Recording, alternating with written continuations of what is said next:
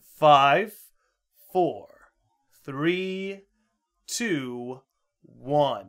Ladies and gentlemen, episode 12, I present to you the legend, Daryl Collymore, coming out from Charleston, South Carolina. How's it going, Daryl? Man, I'm blessed, man. How was your trip? The trip was long, but you know, what I used to do, I used to drive straight up, as you knew. But now, you know, I just break it up. So I stop in Virginia every single time. Well, you got some homies out there, right? Yeah, exactly. So, I mean, I stop in Virginia and then, you know, get like a night's rest and then I make the rest of the way up. But I got to say, though, as much as I do love and miss New York, I don't miss that damn traffic. Well, dude, you came across the Verrazano Bridge, which takes you through Staten Island, and that's a $15 toll. How'd that sit with you? Yeah, you know, didn't sit with me pretty well, to be honest. I took out $60 and I pretty much used all $60 on fucking tolls. Yeah, and that's the drive up from the south, ladies and gentlemen. But let's jump into the meat of this. Daryl, you're currently pursuing your doctorate or your master's? Master's. Your master's degree in psychology. Family therapy. Family therapy. Yeah. Is that you got your bachelor's in psych? Yep. Okay, and now you're pursuing your master's for family therapy. So what kind of drove you towards that, and what do you see yourself doing with that? Like what's your passion for it?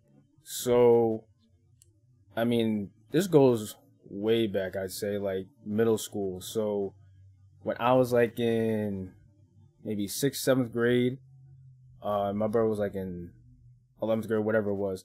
He had a psychology book. So what I used to do just for fun, I would just like read it. I was gonna move the mic a little closer to you. All right, go for it. So what I used to do, I would just read it from like time to time, just for like the hell of it. And then ever since then, like I've been interested in psychology. So like when I got into high school, probably like 11th grade or so, like I would just go into psychology like real heavy. And then, you know, when I got into college, freshman year, you know, I studied biology. And I studied for that for like maybe a year and a half, almost 2 years. But psych was always my second choice. So, you know, when things didn't fall through with biology, I switched over to psych. So, with that being said, I mean, I pretty much fell in love with it. And most of my family, we come from like a psychology, criminal justice kind of like background and stuff. Yeah. So, you know, I was able to pursue that with no issues. And you know, I feel like I got gypped out of the Psychology Honor Society, but it's all right. You know, I got my degree, so whatever. Do you still hold that grudge all these years later? Does that keep you up at night, Daryl? You know, kind of, because I actually got gypped out of Dean's List twice. I should have gotten Dean's List twice in college, but it's okay. Okay, we'll let it go. We'll let it go. We're gonna move on. Yeah, but to go on what I was saying actually about pursuing my master's. So, you know, for the people who don't know, you know, my mother had passed away when I was 6. And then my parents just recently passed away. My father and my stepmother had passed away, you know, early last year. So, like, with all that being said, like, you know, studying family therapy, I think family is always important, to me at least. You know, home is where the heart is and stuff like that. It keeps you grounded. And then, like, when I was trying to search for, like, what should I do with, like, a psych degree, well, it's hard to get a job. So I had no choice but to get a master's. So I looked into family therapy. So I just started looking at various schools, ones that were accredited, of course, and I found North Central University, which is located in California. And, you know, I spoke to the advisor and whoever. I wanted to make sure now that this was no joke, because this was going to be the first time doing a whole curriculum online. Like, yeah, that's a new trend lately. Is a lot of people I know are pursuing their master's degrees online, and I definitely understand the hesitation with pursuing a degree online. But how's that gone for you so far? Oh, I mean, I'd say it's gone great. I mean, of course, now bad habits die hard because I'm a huge procrastinator, and I'm a huge procrastinator. I mean, and like even with grad school, I had to repeat like one class like twice just because of everything that I've been through within the past year with my parents that passed. So with that, I mean, it's gone well though, because it's actually helped me out being a lot more flexible with my schedule. I wouldn't have been able to go on like many vacations and stuff if I had to do brick and mortar. Right. So, and I also spoke with my parents before I even made that decision of doing online. They just told me as long as it's accredited, you're good. Yeah, pretty much it. So, And, you know, I'm always into helping people out too. Like, when I went for biology, you know, I don't know, some part of me was just like, you know what, I feel like, and I wanted to become a doctor for people out there who didn't know. I just felt like, you know, giving people drugs, like pharmaceuticals, that nature, something just didn't feel right with me. I feel like, why don't we just talk this out first? You could feel that in your gut, huh? Yeah, like, why don't we do something else besides just giving you a whole bunch of, like, pharmaceutical drugs? You know what I mean? So that's pretty funny, is you started, like, pursuing biology, but then you jumped into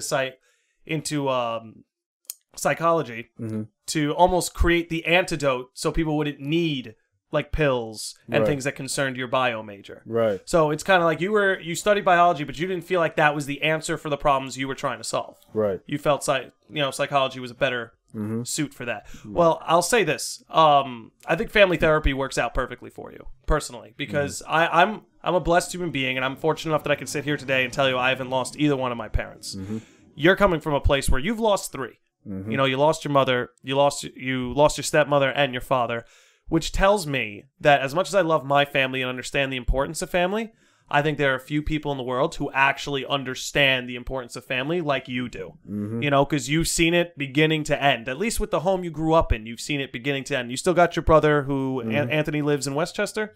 Where does he live now? Now he lives with a girlfriend. I think they live in Mount Vernon, but if they hear about this, hopefully I quote them right. I think they live in Mount Vernon. But yeah, Anthony, if you're listening, please don't kill me. But yeah, man. I mean, that's kind of what I'm getting at. Is like, you know, if I was in family therapy and I knew your background, I'd know you meant serious business. Yeah. You know, I'd know that for you to pursue something like family therapy would mean that you really know the importance of maintaining a family, having a harmonious family, which it seems like you had a very harmonious relationship with all 3 parents while they were around. Yeah. So I definitely think the track you're on makes sense for Daryl Collymore. Right. And to touch on that, I mean, like, I've been blessed to have a father, African-American father by that standpoint, who's always been there for me. Because, you know, as you hear, you know, a lot of African-American fathers are either dead or in jail. Or they ran. Yeah, exactly. You know? Or they ran. My father has always been there for me and my brother. And, you know, for the whole family pretty much. He's always been a loving and caring man. Bro, he was a gentleman to me in the few times he met me. You know? Yeah, so, no, he was an upstanding man. 100%. Yeah. And this was a guy who grew up in the hood. Oh, where did he grow up? Harlem. Oh, yeah. the hood. Yeah, okay, like both him and my mother. You know, they were born and raised in Harlem. So by the time I was 2 years old, they said, you know, that's it. We're going to move out of here. So, yeah. And they made it happen. They did it for you guys. It's very noble. You know, unfortunately, their lives were cut short. But, man, did they do a great job with you and Anthony. Yeah, I appreciate it. You guys live on through them. I mean, you guys literally are them. You carry their DNA. You know, they're still alive in you. And you guys are going to carry that family torch really well. Yeah, man. You know? Yeah. So I just tell people, you know, my brother's the one with the girlfriend, so don't look at me, you know, as far as like, the legacy. That's not your job. Yeah, don't look at me, guys. Like, look at my brother. So yeah. But speaking of, you got how are the ladies in Charleston treating you, Daryl? How are they? How are the Southern Belles? They doing okay? Yeah, you know, they're there. You know, I mean, you know, they're there, man. You know, but nah. In all seriousness. It's good. It's good. It's good? Yeah, it's good. B plus, A minus? What's the letter grade? Oh, yeah, I'd definitely say a B. Yeah. A B? Oh, that's good. Yeah. Is that enough for Dean's List? Oh.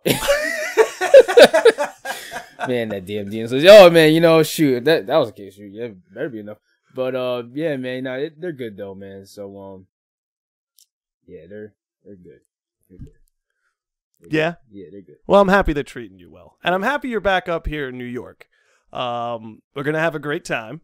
But before we move forward, there's something I wanted to ask you about.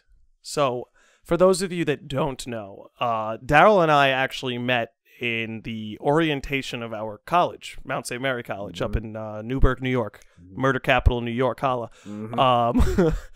And we pretty much linked up right away, and we were friends. I think we both gathered that the two of us just like to goof around and laugh at silly shit, which worked out well for the both of us. What would you say? And if you can share it, because I'm sure we're going to have a lot of people that went to college with us that are listening. Mm-hmm. What would you say is, I'll give you two questions. You can answer either both or just one. Okay. What would you say is your most embarrassing moment in college where we met? And what would you say is your fondest or most favorite memory from college? And shout out to everybody from MSMC that's listening. Appreciate you.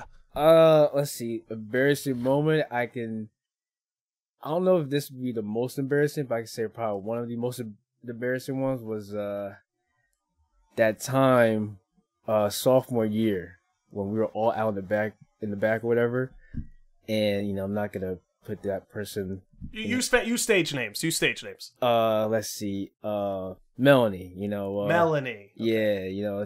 They were yelling at me saying, "Hey, come inside, or whatever." And guys, I had maybe one or two too many drinks. Oh, wait. This is the night where Steve and I are jamming in the back of CC21? Yeah. Okay. Yeah. So, from what I remember, from what you guys had actually told me, Melanie was saying, "Hey, Daryl, come inside with her, blah, blah, blah." And you know what? They need some backstory. Daryl had his fucking eyes on Melanie for months. Okay, you're underselling this whole damn thing. You're sitting there. It's like 2:00 in the morning. We're on campus. Daryl's sitting on a bench with his headphones in, and Melanie opens the door and is screaming at you, "Daryl, come inside! Come here, Daryl!" And what did you do? I hope you were listening to something good, because the rest of us froze, looked at you, and we couldn't tell if you were playing hard to get. We couldn't tell if you were like, what was. You know what? I don't even know. I try to block that out of my head because I want to say it's not true, but from where it's true, baby. Yeah, see, from what you guys keep telling me it's true, and I'm just I'm so disappointed in myself because I could have. Yeah. Melanie was a sweetheart among other things. Mm-hmm. Yeah. She had that boyfriend of hers. The gay guy? Yeah. That guy was gay, Daryl. It's not her boyfriend. Stop making excuses. Oh, no, man. How many times is it going to take for that guy to dress up as a woman for you to accept that he's gay? Yeah, you're right. The pajamas, you said the pajamas, the slippers or something? It's your your rebuttal to that was, that man is not gay. He shook my hand. Yeah, guys. Yeah.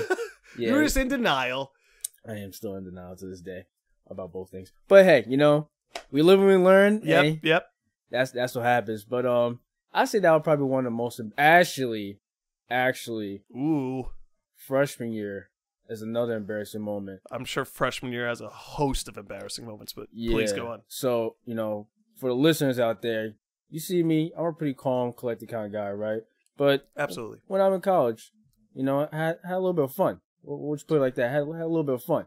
So extracurriculars. Yeah. A lot. You were very active on campus. Yeah, a lot. Yeah, and I was not studying either. So hey, we made it. Exactly. So there was one time actually, I think two of my friends came to visit. Shout out to Simon, shout out to Freddie, and I forgot the other guy's name. Oh, Ray. Shout out to Ray. So those three guys, they came out to visit me, and this is the weekend that we all came back from Christmas. Do you remember that one? Yeah. Guzman. Yeah. So I was going back and forth with beer and liquor. I was feeling great. I was feeling absolutely great.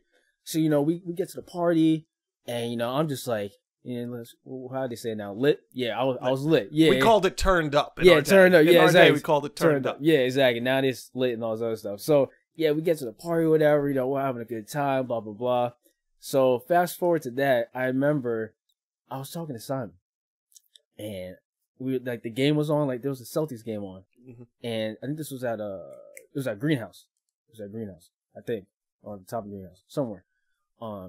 So I remember we were watching the game, or whatever, and I kept drinking my juice, and I told Simon, I was like, "Hey, I'll be right back. I use the bathroom, whatever." So I told him wash my drink. So I come back, whatever, and I take a sip of my drink, and I was like, either I was really drunk, or someone put juicy juice in it.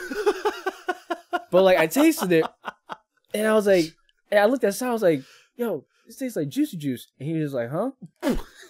So like, you know, I kind of just put it down, and I started having the spins. And I was like, oh, this is gonna be bad. And mind you guys, you know, I love to eat, and I had spaghetti that night. So which we're gonna get into your eating habits later, but yeah, please exactly. go on. Yeah. So I remember I put the drink down, and then like I started having the spins, and then I remember I just kind of like sat there, and then I turned and I looked at Simon. I was like, Simon, I was like, what's up? There was a garbage can, right? Like it wasn't that far away from me, but I grabbed it and it started puking in the garbage can. Oof. I don't know for how long, but it might have been over an hour.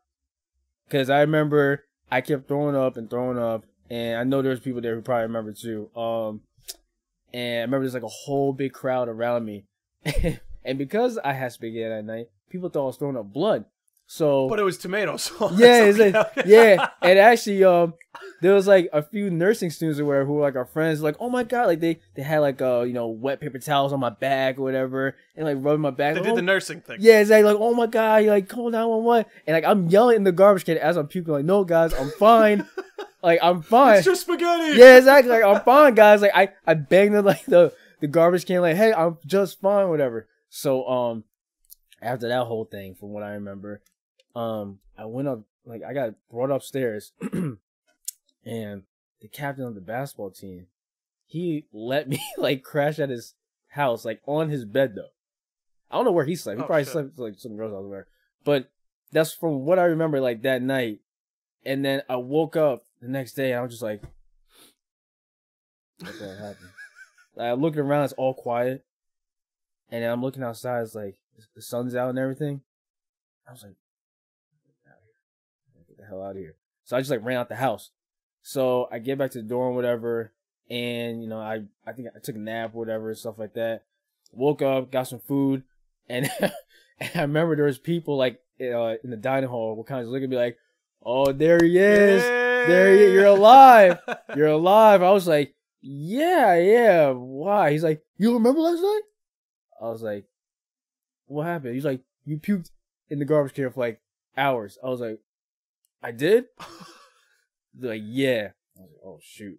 So I got done hearing that in the dining hall, and then I got done hearing that when I was at the gym. I went to go play basketball, and I walked in, and it was Kevin Ryan and all them. The squad. Yeah, they were always looking like, there he is. There he is. I was just the big man on campus for the day. Yeah, I just felt defeated because I was like, man, like you were a freshman, bro. Yeah. It's the nature of the beast. You know, I'm shocked. I'm shocked you chose that story. I could have sworn you were going to choose another story. Do you know which one I'm alluding to? I think so. I'm about to jump into it. Yeah, go ahead. You remember the pool table there? You like pool, yeah. Mr. Collymore? Yeah, the pool table. Okay, I know we definitely have some listeners that have heard this story before, but check this out. This was back freshman year. This isn't much longer after your story, because this is maybe, what, February or March of freshman year? Shoot, might have. No, this is before, because I was in SACAC during this time. So this is right at the end. So this is just before that story. Yeah. So chronologically, this is about November, December. So we go to a party, and the squad is me, Daryl, Steve, who will be guest producing our episode on Saturday. Stay tuned for that. And the fourth character, someone we're both very fond of, but given the nature of the story, we're going to change his name to Bill. Yeah. So it's me, Daryl, Steve, and Bill. Mm-hmm. And we go to a party, and we had a great time, and we came home, and we're still really drunk. Mm-hmm. You know, we don't want to go to bed yet. We still want to hang, so we go down into the dorms basement to hit up some vending machines. And by the way, not to cut you off, but I think that basement used to be a morgue for people who don't know. My cousin went to that school, so you know. Yeah. So keep that in mind. This basement used to be a morgue. Yeah, just have to say that. Yeah, I'm glad you did. Create some context. Mm-hmm. So we're at the vending machines, and Bill decides he wants Three Musketeers bar. Mm-hmm. Bill puts the dollar in the machine. He punches at the Three Musketeers, and it doesn't come out. Bill is really fucking pissed. This guy starts kicking the vending machine to try and knock the candy out. I just want my candy. And like all we kept thinking about is all those people who die with the vending machines falling on them. So eventually, instead of just putting another $1 in the machine, we decide it's not worth it. Let's go back to the room. But then Bill spots something. He spots something across the room. It's a pool table. Now, Bill was a very strong fellow, and he took a lot of pride in how strong he was. So he goes for the pool table, and he says to us, fellas, I am going to lift this pool table. Me, Steve, and Daryl, all in unison, were basically like, hey, man, that's not a good idea. Let's just go back to the room. We'll hang out. We'll watch some stupid shit. And he was like, nah, man, I got to at least try. So this guy goes to lift the pool table. He flips it. The legs snap off, and we all start running up the stairs, hysterically laughing. We get back to the room.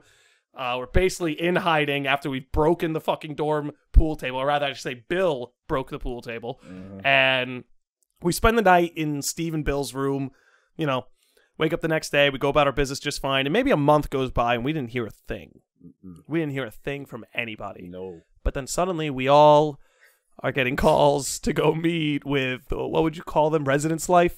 Yeah, the director and the head of head of security. Yeah. So we meet with the director of Residence Life and the head of security. We'll leave their names out.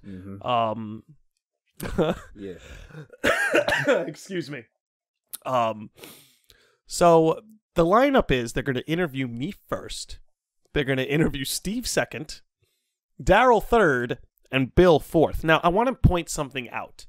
There were cameras everywhere around that pool table.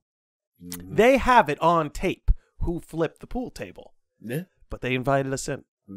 Now, I'm in first, and they sit me down, and they say, do you know why you're here, Mr. Landi? And I was actually having some problems with my freshman year roommate. Another story for another day. So I was like, oh, you know, is it because me and my roommate are having trouble? And they were like, they kind of froze, and they were like, no, this is in regards to a pool table. And I kind of sunk, and I was like, oh, okay. So I know exactly what we're there for.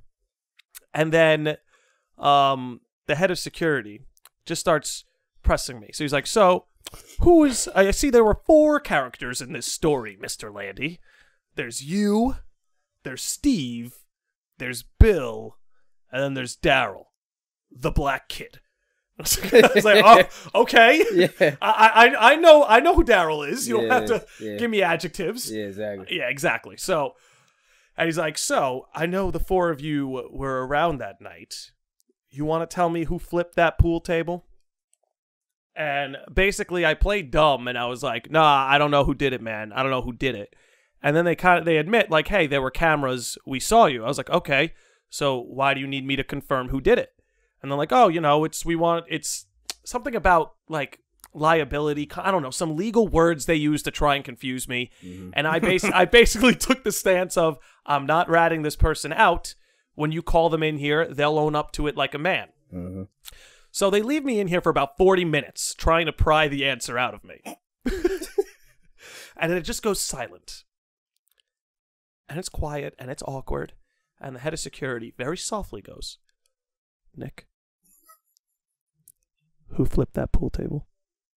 I was like, I'm not going to tell you. Nick, who flipped that pool table?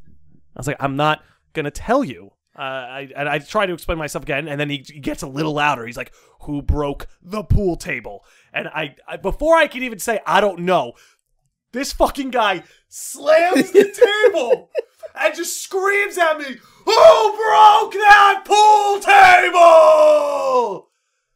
And I start laughing. Like hysterically. And the head of Res Life goes, oh, are you nervous? And I'm like, no, I'm not nervous.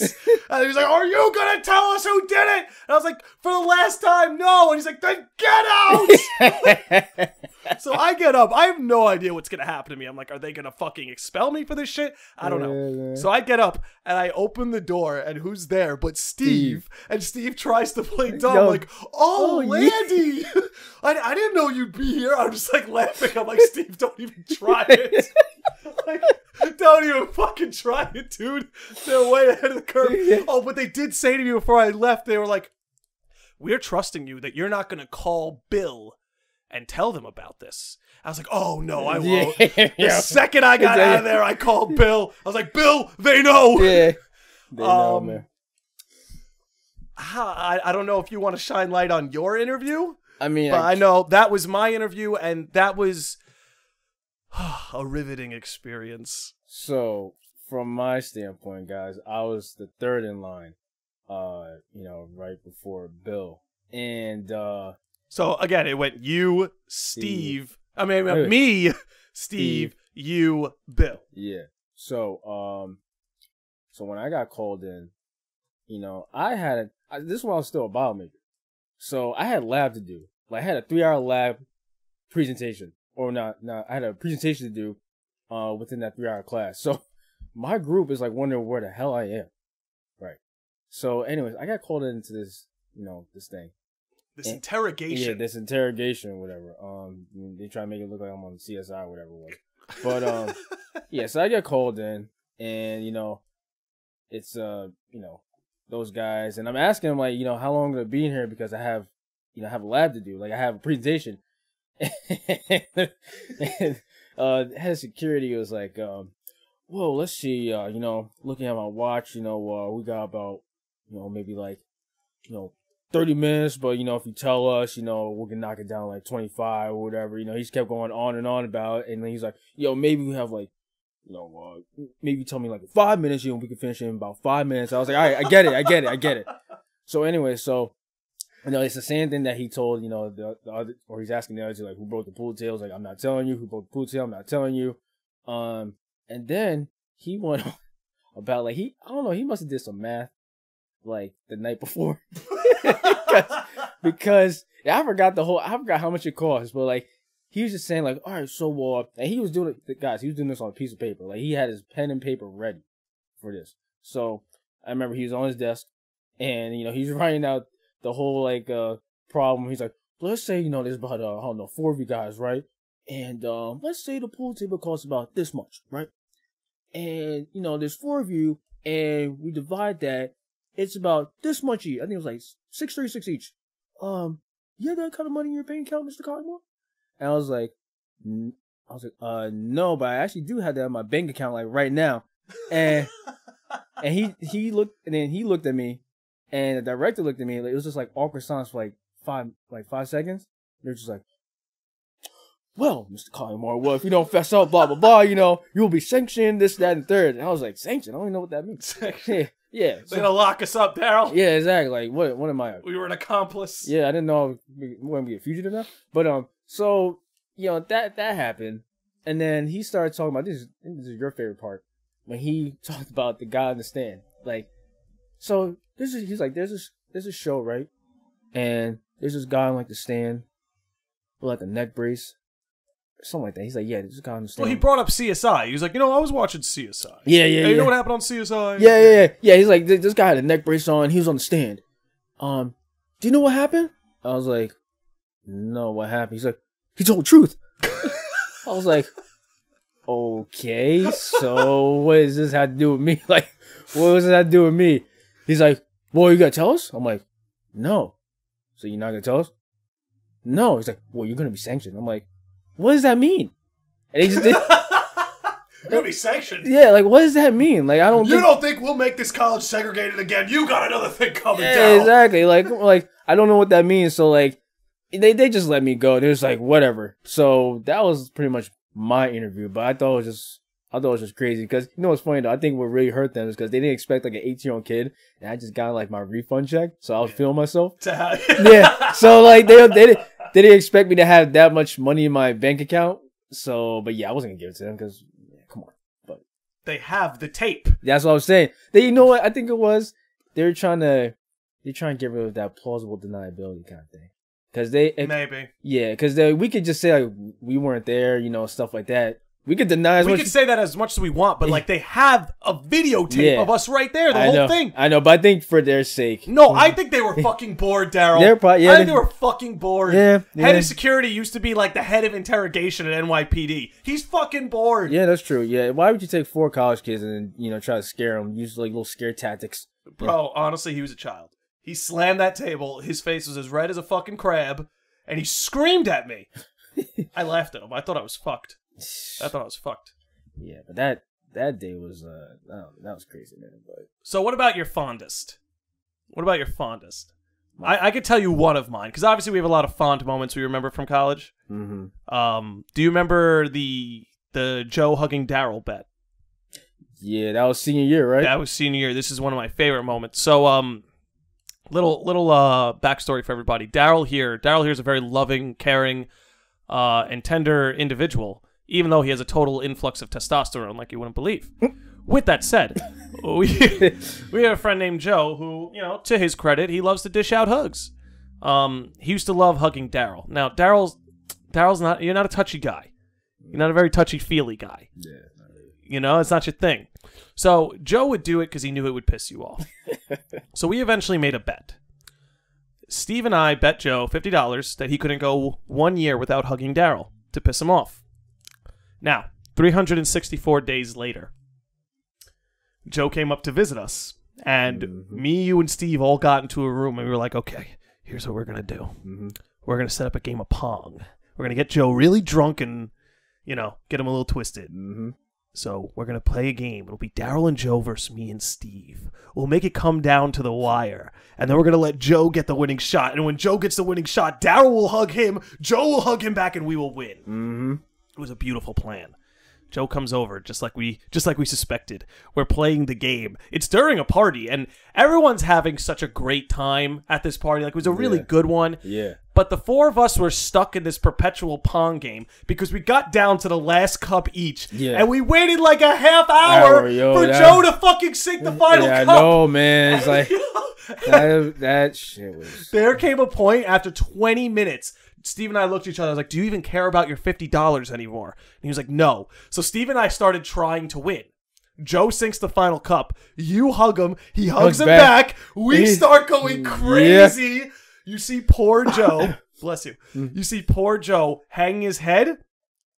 And he just went home. Yep. Went back Defeated. to Staten Island. Defeated. Bottom lobster. Defeated. Goes back to Staten Island that night. That's one of my greater victories in college. Speaking about fond moments, I mean, this is going to circle around Joe. But it's okay. There's that time where I think, oh man, I'm drawing a blank. There was something with driving. Okay, so obviously this has to do with Joe. Yeah, he did something. Is this when he blew his tire? Yeah. Tell that one. Yeah, that one. Yeah. That's when you went. I felt so bad. You, me, and him went to get food or something. Yeah. And we came back, and Joe drove us, and we get back to the dorm, and we get out, and as we get out, we just hear a.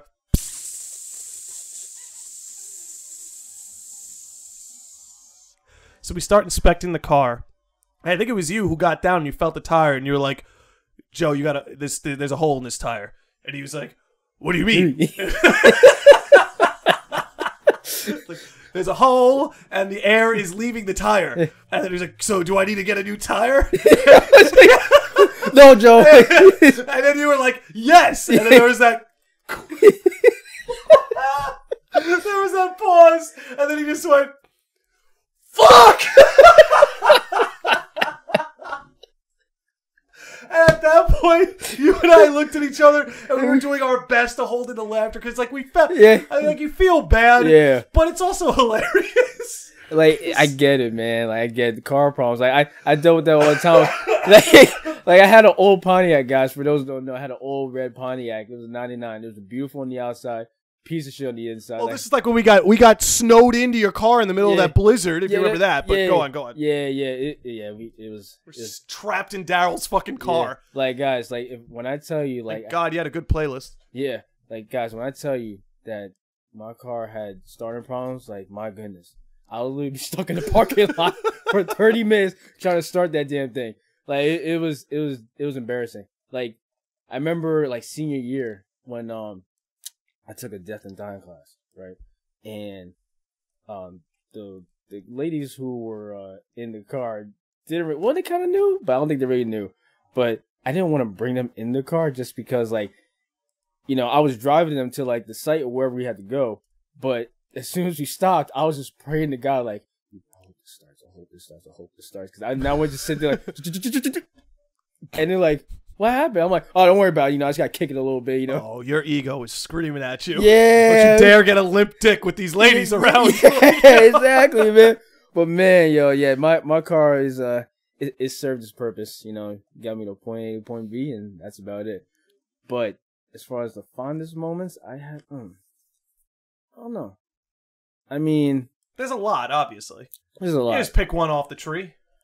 I mean, I definitely say, actually, I'll say this, like, off the party and stuff like that.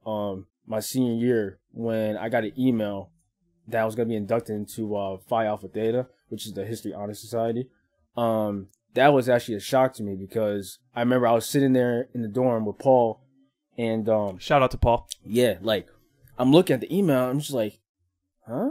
Like, I was never like a history major or a minor. So I remember asking Paul, like, hey, Paul, you know, I got inducted to this thing. Like, should I go to it? He just looked at me like, yeah, why not? Like, I mean, you got inducted. It's a resume. Pads your resume. Yeah, you know? Exactly. So, I mean, that was actually one of my fondest moments. You know, and of course my parents were there. My brother was there. Another fond moment I say is when, during track season, you know, I did, track freshman year, junior year, and then senior year. So senior year was the year that I really wanted to like break records and stuff. I didn't break that mold until I think it might have been towards the last meets of indoor season. I mean, that year, like, I was really training hard to like trying to break my personal records or any of the school records and stuff like that. But I say that year, you know, just doing PRs and like holding school records was like another fun moment. And then you put a lot of effort into your senior year, which was like the exact opposite of what I did.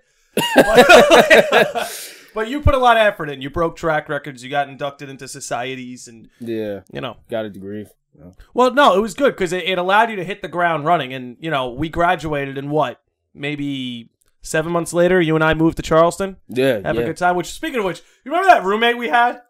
The one before Travis. We love Travis. The one before Travis. Andrew? Yeah. Well, before we get to that, before we get to that, let's okay. I just want to say. Go for it. You know, the whole Charleston trip. Now, I want to say, you know, our dear friend, who couldn't be here with us because he's too busy being lazy, our dear friend Seth. Oh, yeah, Seth. Yes. Seth. He was the one who told us about coming down to Charleston and has the audacity to leave us like months after, but he graduated, so whatever. But we'll leave him be. Yeah, but you know, I would say for, you know, in my life, you know, I was actually glad that, you know, we had to talk actually about Myrtle Beach, if you remember. Before, yeah, that was like the first target was like, yo, want to move to Myrtle Beach? Yeah, just like fucking run shit. Yeah. But I was gonna say, like, I'm actually glad that Seth brought up the idea about Charleston. And guys, this is like, I barely knew Seth at that point. Like him and Nick had grown. Well, this was Men's Day. This was Men's Day senior year. Which, for those who don't know, the college we went to, there was a Men's Day and a Women's Day. They happened on the same day. So when all the men got together and partied, and all the women got together and partied, and they met up at the end to have one big party. Yeah, exactly. So so I think this was like maybe like the second time or third time I actually met Seth, and you know, he told you about moving to Charleston, then you eventually told me, and then I think at that point I was like, yeah, my bag's already packed. Like, yeah, fuck it, right? Yeah, I'm ready to go.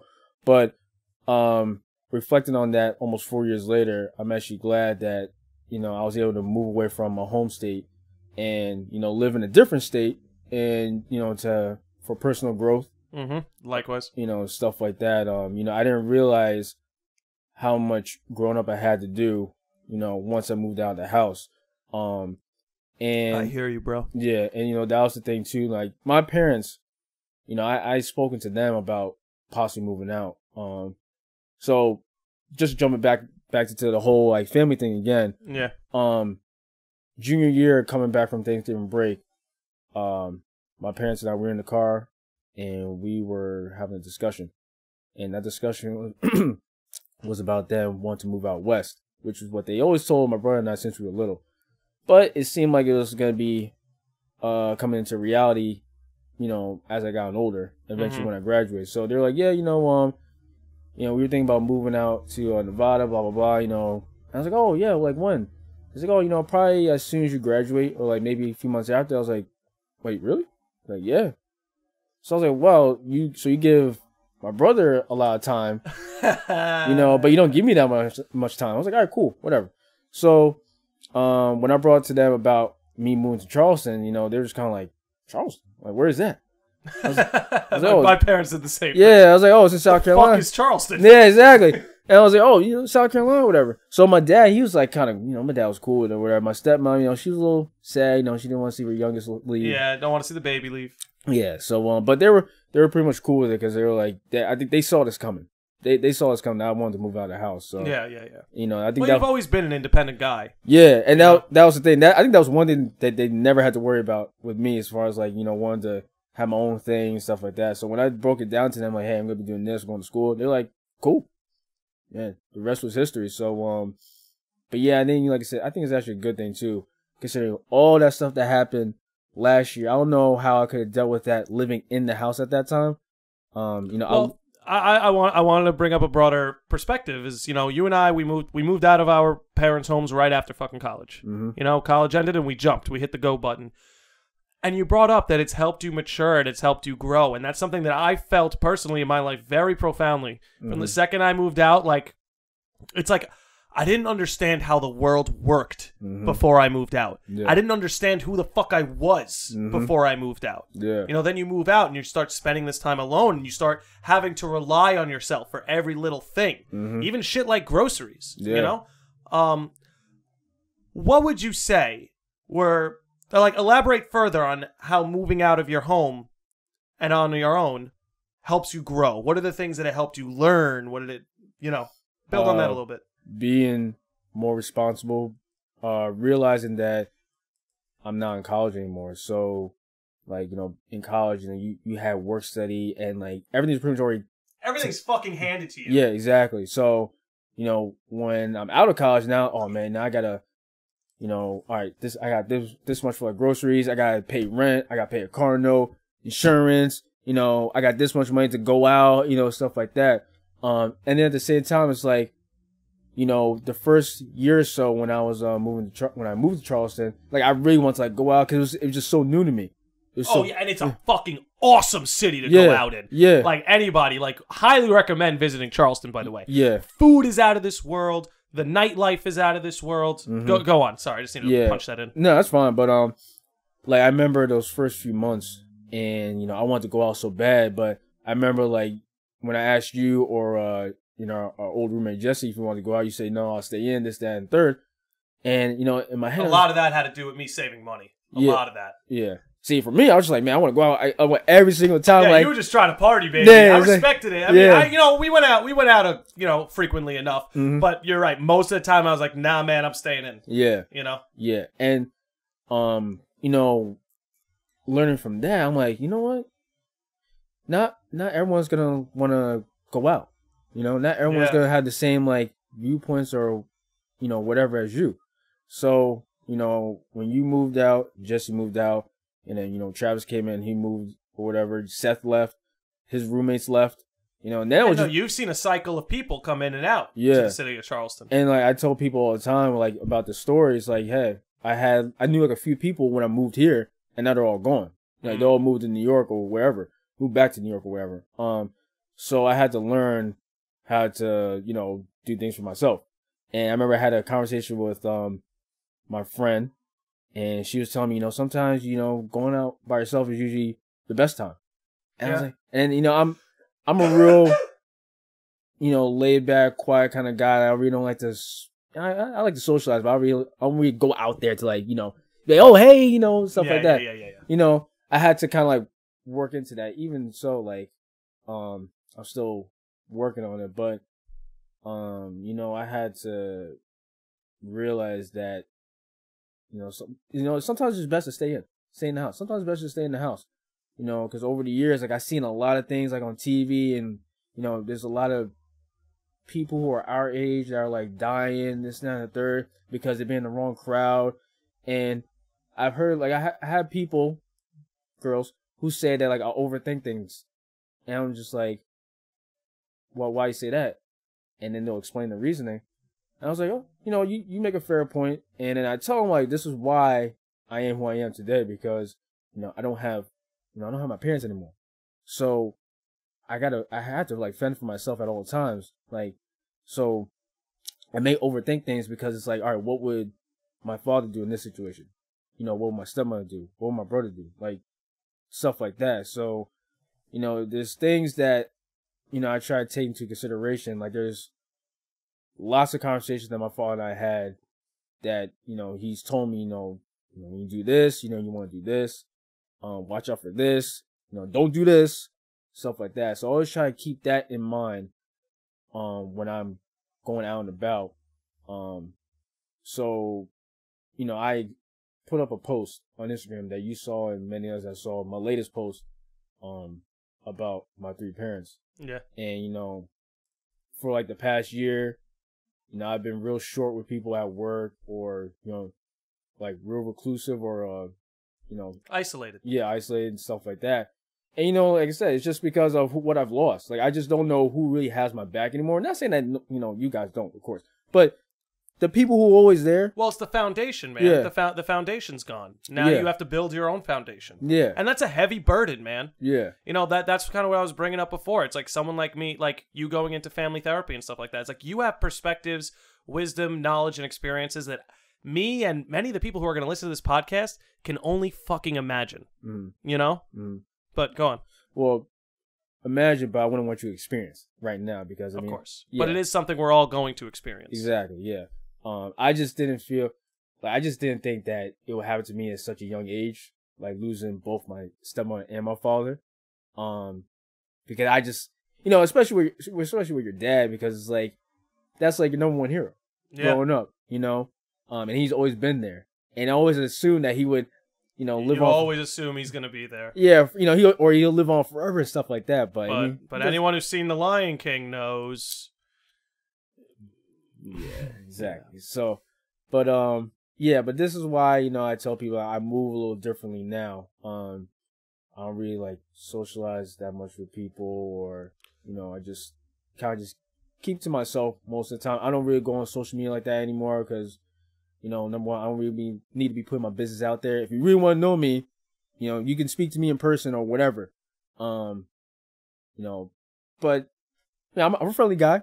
I like to. Dude, you're among the friendliest people I know. Yeah. I just think you're coming from this place where you're being cautious about who you let into your life. Exactly. Because everybody's heard it. You're a combination of the 5 people you spend the most time with. Mm-hmm. And that's a dangerous thing. You were saying it before. If you get mixed up with the wrong crowd, you spend enough time with that crowd, you become that crowd. Mm-hmm. So it's like you're a social person. I've known you a long time. You're a social guy. But you've gone through a lot of shit in the last year, and you're kind of just, it's like you're just sorting everything out right now in your head, and socially too. Yeah. Yeah. So, I mean, it makes perfect sense to me, dude. And I think it's the right thing to do. Mm-hmm. Anytime I've lost somebody important to me, I end up being, I get isolated in my ways, But again, like I said, the losses I've endured don't compare to yours. So the fact that maybe you need a year or 2 or 3 or 4, I don't give a fuck how long, you need some time to isolate yourself and sort some things out before you take your next step, that's perfectly rational to me, man. Right.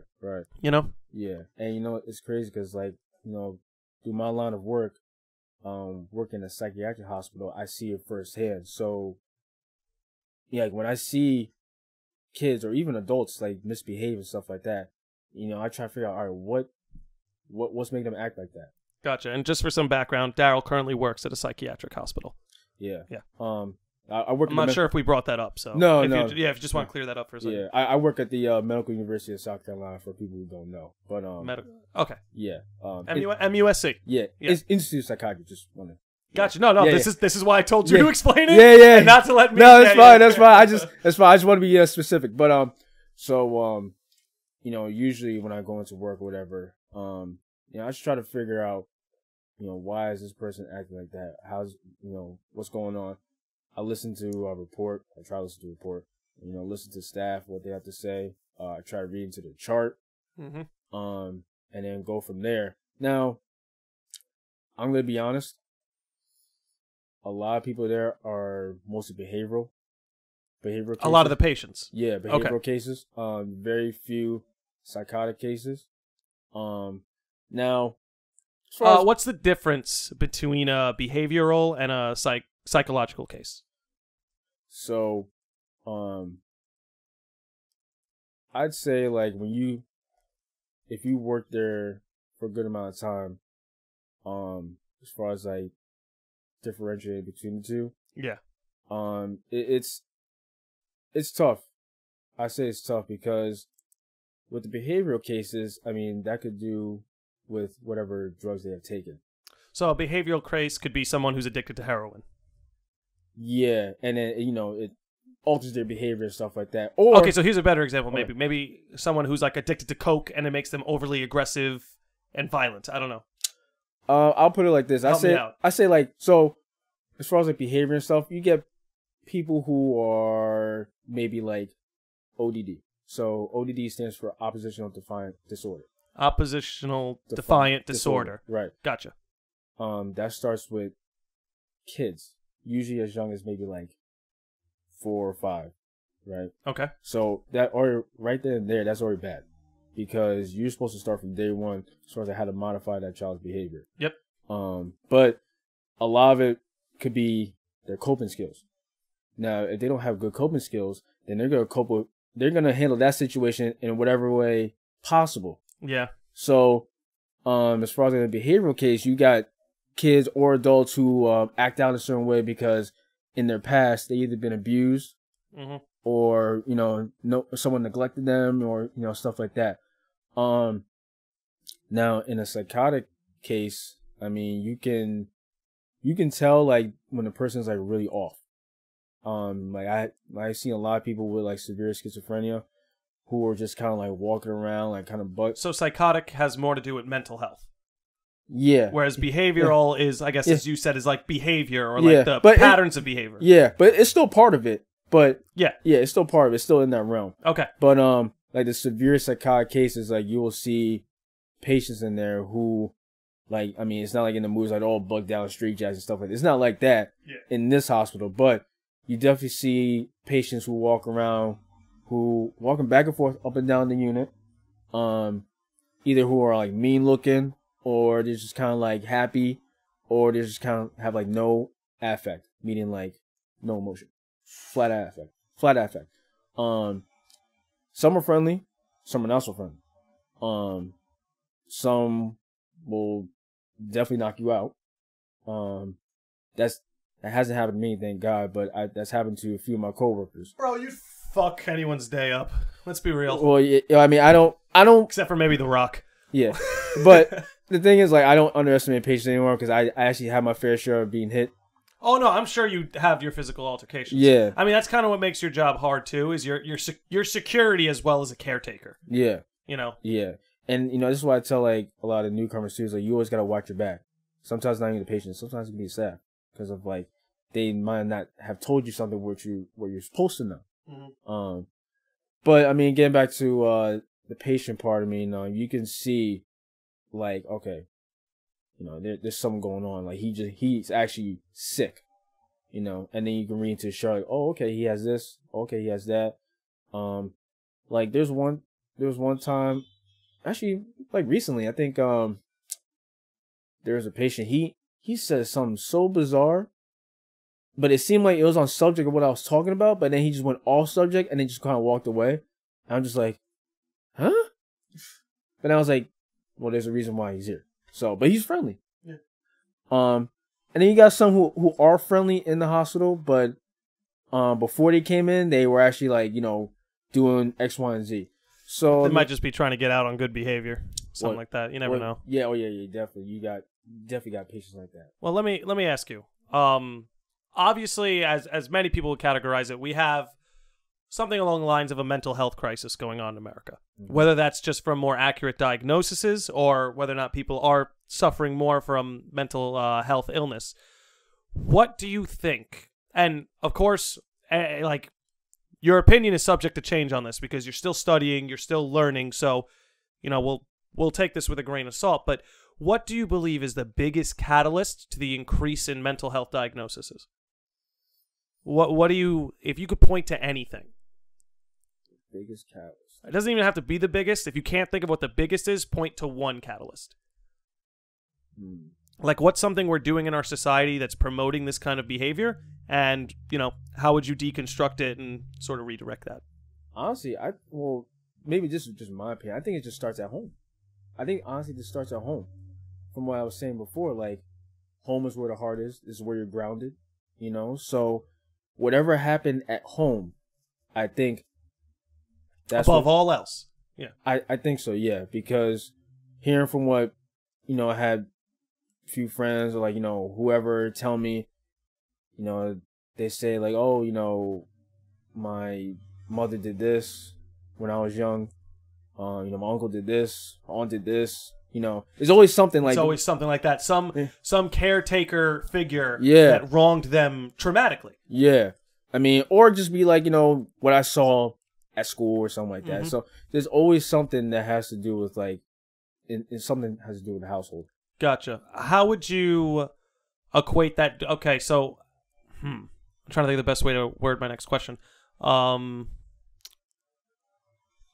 How is someone, and maybe you weren't talking about this specific mental health illness, but what about people who are bipolar? Is that connected to something at home? Did they come from a volatile home?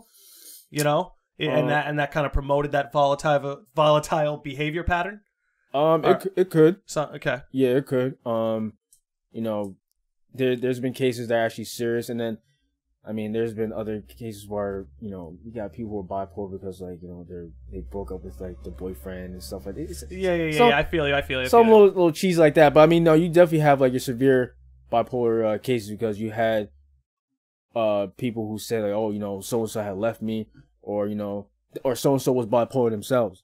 So, gotcha. What people sometimes don't realize that, this stuff can actually be passed down, biologically, genetically, yeah, absolutely, absolutely. So I mean, because sometimes I catch myself like, man, why are you acting like that? And then we meet like the parents, they're like the same way, and I'm like, oh, yeah, it's like, oh, well, the apple doesn't fall far from the tree. So let me ask you something. Do you think we as a society keep looking to institutions to solve our problems when the truth is those problems are not only rooted at home but can be solved at home? So for somebody who say is bipolar because of the volatile atmosphere in their home, do you believe if that home can sort themselves out and not be as volatile in their behavior and be a little more steady and calm, do you think that could help alleviate some of the bipolar symptoms? And again, we've only scratched the surface on mental health, so you and I are basically playing guessing games right now. I just want to acknowledge that as we move forward to anyone who might be listening. Yeah, I think so. I think a lot of times it's like, I'll put it to you like this. So, I'm mental health. People who look at mental health, people who want to invest in mental health, they won't really invest because it's like, why would you invest in something that doesn't necessarily have a cure? You understand what I'm saying? I understand. So, and, it's hard. It's hard to deal with mental health. Like, I don't really see a cure, but I definitely see how there's some way we could definitely improve, alleviate symptoms, yeah, and make it easier. Yeah. I mean, I've seen it in my own life. I've got a lot of people in my life who suffer from mental health issues, be it depression, schizophrenia, bipolar. I know plenty of these people, and if there's anything I've seen alleviate their symptoms more, if not make these symptoms go away, it's establishing some sense of community, establishing like a group of friends that they can rely on. I have seen that do so much more than any pill could. Right. So when you want to get into family therapy, I think it's something you were getting at before when you're saying why you hop from biology to psychology. Do you believe that in family therapy you could be attacking the root of these mental health issues? Definitely. And that's kind of what's guided you there. Definitely, because with family therapy, what makes it so unique and different from like psychology and all the other professions is that you have to deal with it systemically. You have to deal with it from a family-based perspective. and my professors remind me of that all the time when I'm doing my own papers. Like I just recently did a paper my last class. I had to do like a whole scenario of like I had to like, type up about like a kid and a parent, what were the issues, I'm the therapist, and what did I do to, do X, Y, and Z, stuff like that. And I actually got a good grade on it too. So, nice. Yeah, I mean, that's the big thing is, I believe it all starts at home. And then do you believe it can be maybe not fully repaired, but it can also be repaired at home?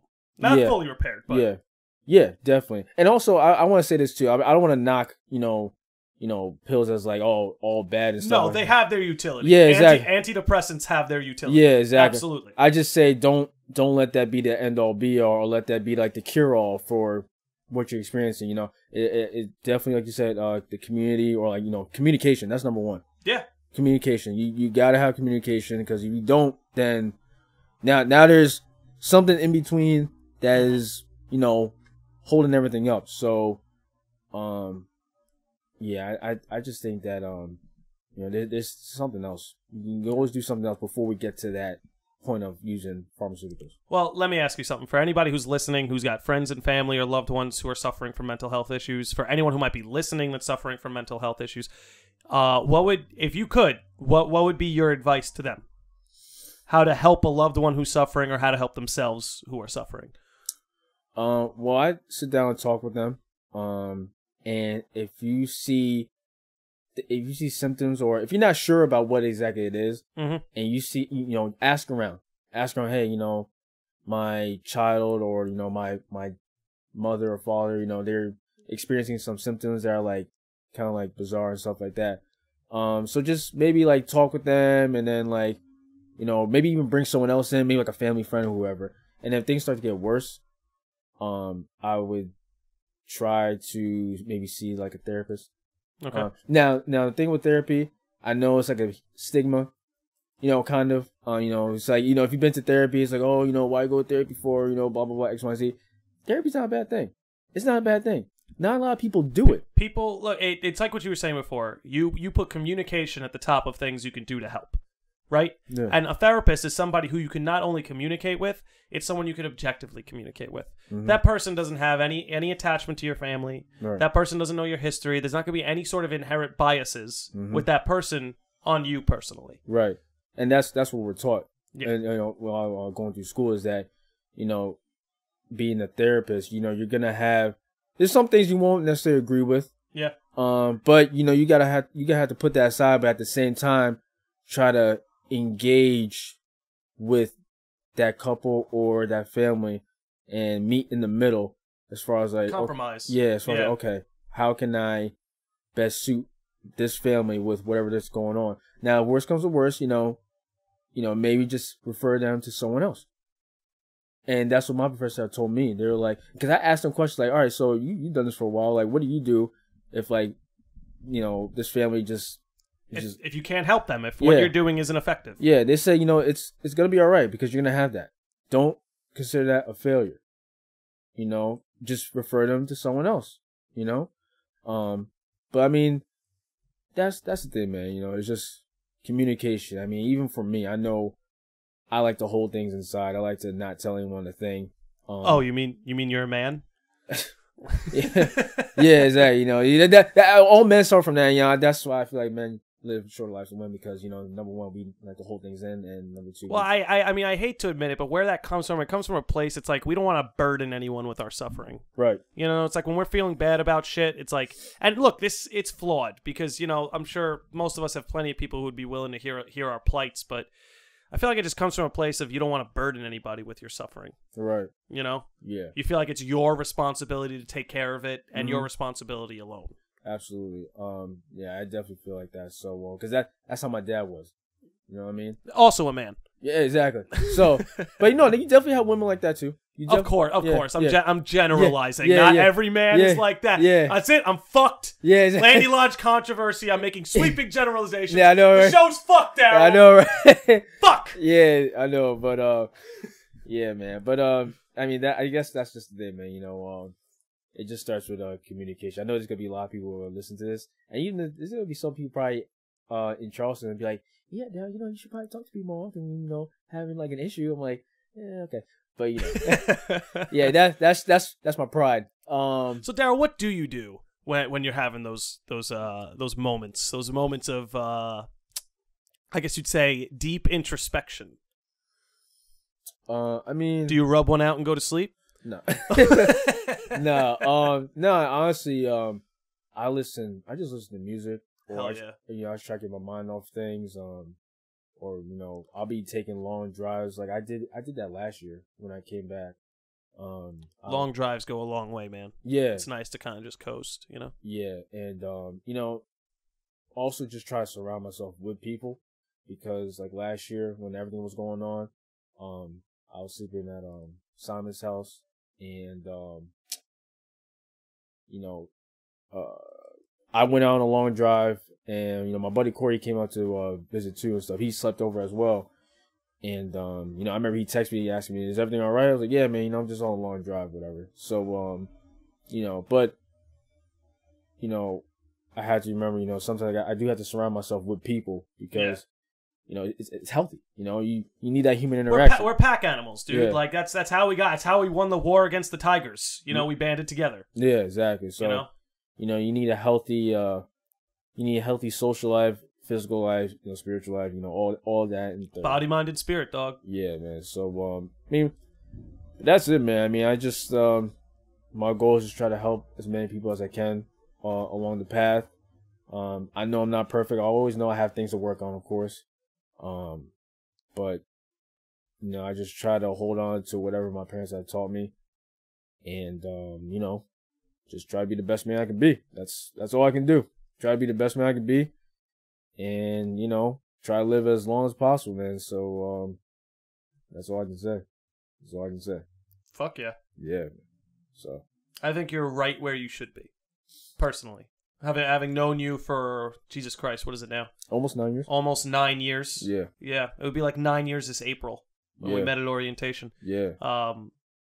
Yeah. I honestly believe you to be on the right path for yourself as an individual. Yeah. I really think you obviously have a passion for it. You're obviously, knowledgeable on it. Mm-hmm. And I'm glad you shared your perspective, man, because I know a lot of people because it's a touchy subject, mental mm-hmm. health and family health and stuff like that. Mm-hmm. So I do appreciate you sharing your opinion. We're at an hour 7. We can keep this rolling for a little bit longer. I did want to start extending these podcasts a little further past an hour now. Let's do it, man. We can keep it rolling. Yeah, let's do it, man. Let's do it. You do it? Let's do it. You want to? We can go back. We can talk about that roommate of ours. Oh yeah, let's go. Yeah, oh, man. I swear, I'm not gonna use his name in vain. But I won't, man. That dude, I couldn't believe it, man. Like, he still owes me $20. Oh yeah, he owes me a 360. Yeah, okay.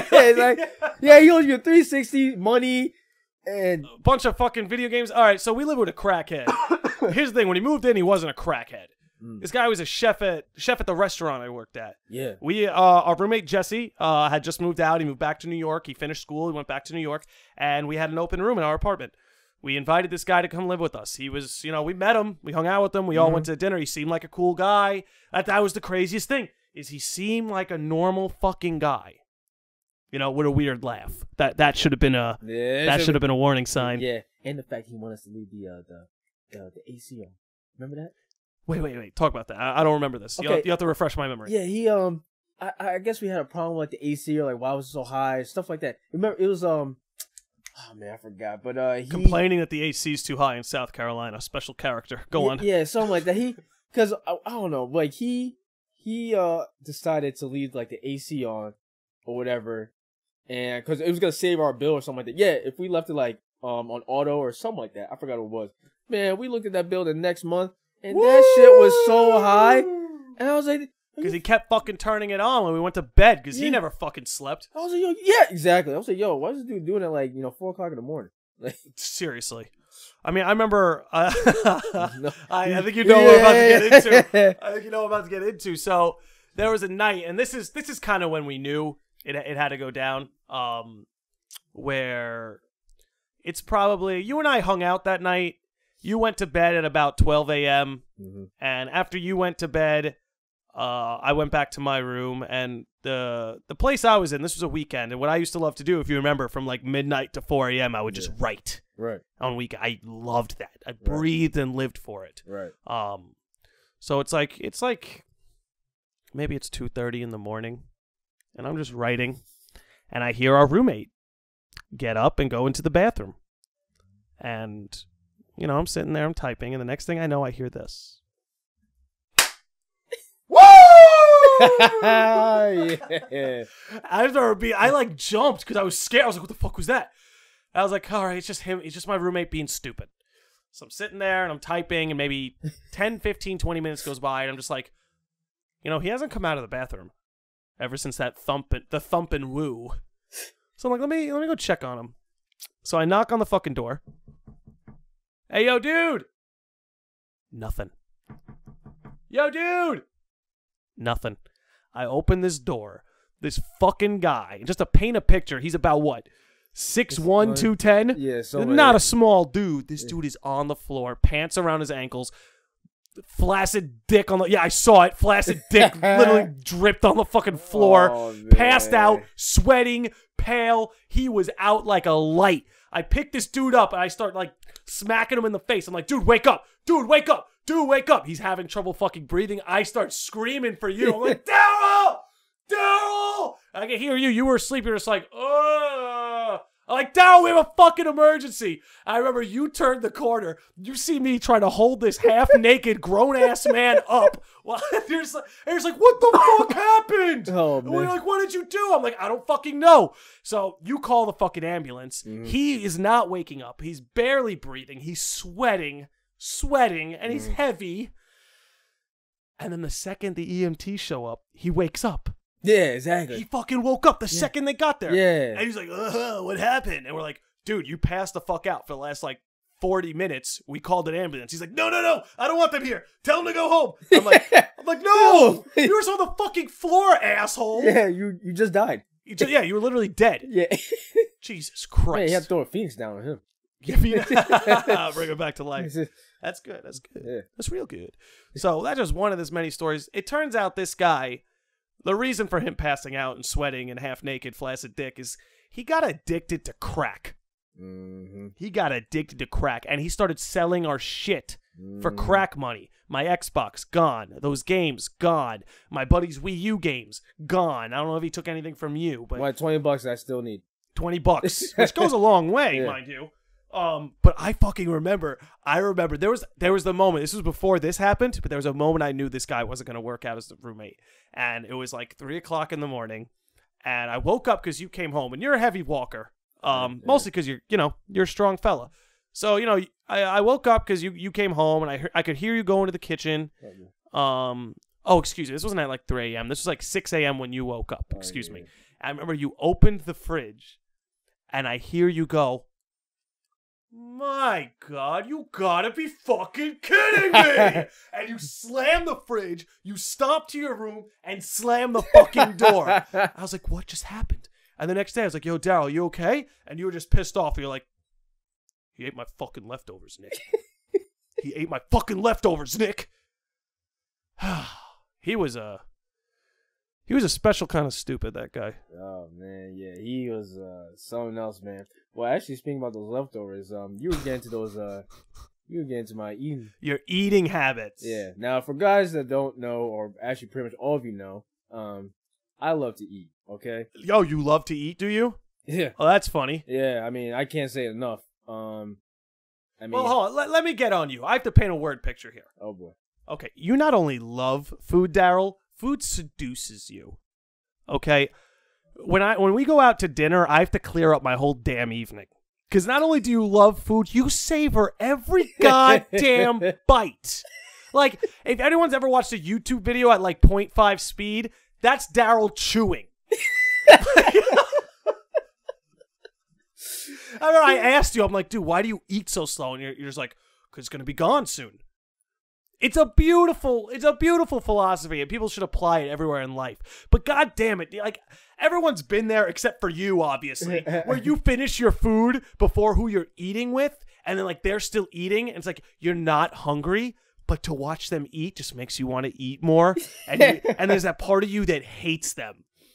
So many times, Daryl, all those nights in the dining hall. Oh man. God fucking damn it. Oh, I missed those. Oh man, it'd be like 3-4 plates. Oh, at least. I remember the time you ate over at my parents' house. And I told my parents, I was like, yo, Daryl's eating over, so make a lot of food. So they laughed because they're like, ha, ha, ha, ha. We're Spanish and Italian. Who could eat more food than us? To their credit, I understand. Mm-hmm. But then you came over, and you had like 4 plates of pasta. And I remember the next day you left, and my parents looked at me, and they were like, Nick, where does he put it? They're like, if we ate 4 plates of pasta, we'd probably be in the hospital. It's just like, you loving food is like, it's like next level. It's like, I know there's a story our buddy Colin loves to tell where it was Men's Day. Mm-hmm. Oh. Yeah. Men's Day. And this dude has got a beautiful girl on his lap. And we knew who she was. And she was very sweet. And on his lap. And Daryl has a hamburger in one hand and a hot dog bun in the other hand. This girl is all over him, but Daryl can't be distracted from the food. It's like she didn't even exist, Daryl. Oh, you were eating this hamburger, eating this fucking hot dog bun, then she eventually gets up and leaves, and then you had the nerve to walk around the party going, hey, has anybody seen her? I don't know where she went. What could she possibly be mad about? Yeah. Okay, bottom line, Daryl. Sex or food? Rest of your life, what do you pick? Rest of my life? Rest of your life, sex or food? What's the choice? I'm gonna give you some. I'm gonna extend olive branches. No more sex, but you can still masturbate. No more food, but you still somehow are gonna get your nutrition. So you'll be fulfilled, but you either have to do without the tasty meals or the women. No. Or dudes, if you like dudes. I don't know. But is it no more sex or no more food? What's the choice, Daryl? Make a decision. No, I had a guest who got very mad at me because I tried to make him make a decision. Don't you dare be the same. Make a decision. No, I got the women have to be there, man. I had to go with the women, man. You would choose the women over the food? Yeah. So let me ask you something, Daryl. Why, when you had a choice of women or food, did you choose the food? Wait, all right, hold on. Okay. Asterisk. I was heavily intoxicated. So does that mean drunk Daryl prefers food? I mean, to be honest. Drunk munchies or something. You know what's crazy though, actually? Drunk munchies are great. Drunk sex is not. So maybe drunk Daryl's onto something here. Yeah, I mean, and I've had drunk sex and... Yeah, me too. And it's not fucking great. Yeah, it's just... Yeah. Hey, it's just like, yeah. But eating food while you're drunk is like, because if you're like solving the problem of being drunk. Yeah, it's satisfying. It's like you have sex when you're drunk, and it's like your stomach starts turning. You're afraid you're gonna puke all over her. Yeah. Sorry to create a bad image for everybody. You ever puke on a girl? No. Me neither. No. Well, you know what? Oh shit. Speaking about that, man, just recently, like last weekend or so, I'm standing in line for the bathroom, right? Oh boy. Yeah. And this dude out of nowhere, like I'm just standing here right in front of the bathroom, I'm the next one in line, and this dude comes out of nowhere, he's just like, I was like, all over my jeans, and I thought I evaded him just in time because I saw him, and then I moved. Wait, where were you? I was at the bar. Oh, you were out and about. Yeah, like I was at the bar, and I thought I evaded him just in time because I was like, whoo, I missed that one. But then I looked down, I'm just like, son of a bitch. Not fast enough, Daryl. Yeah, he got me, man. Gotcha. I was so pissed. Did he at least buy you new jeans? Hell fucking no. He's drunk as shit. That dude just went away. Yeah, he probably fell down the stairs. But, yeah, man, like, that shit pissed me off. I was like, but, it's just jeans, so. It's just jeans. Well, speaking of jeans, you left biology for psychology. I think that was a great decision. Mm-hmm. I'm very proud of you, and I'm very happy about where you're moving towards and even where you are right now. You've been a brilliant guest. I'm afraid we have to wrap it up. But I can't thank you enough for making the trip up here, coming on here, spreading good vibes and wisdom to all my listeners. Appreciate it. Everybody, this is Daryl Collymore. How can they find you on Instagram? You can find me at D_Seymour. And I just want to point out, I am the inaugural African-American guest. The inaugural African-American guest on the Landi Lodge. Yeah. Take that, LeBron. Fuck you. Yeah. I won't shut up and dribble. But again, man, I really can't thank you enough. I usually, all my guests have been content creators. We spoke about that. You're not there yet. I know you said you're going to wait till you finish grad school, but I feel like you're on such a path and you have so much to offer that I just had to bring you on here. Yeah, again, can't thank you enough for being on here. Everybody, Daryl Collymore, that's D_Seymour? Yes. Okay, you can find him on Instagram right there. Yeah, C-M-O-R-E. C-M-O-R-E. Yep. As in Collymore. Yep. All right. Everybody, thank you for tuning in. Daryl, thank you for being on. Can't wait to have you on again soon. All right. Thank you. Appreciate it. Absolutely.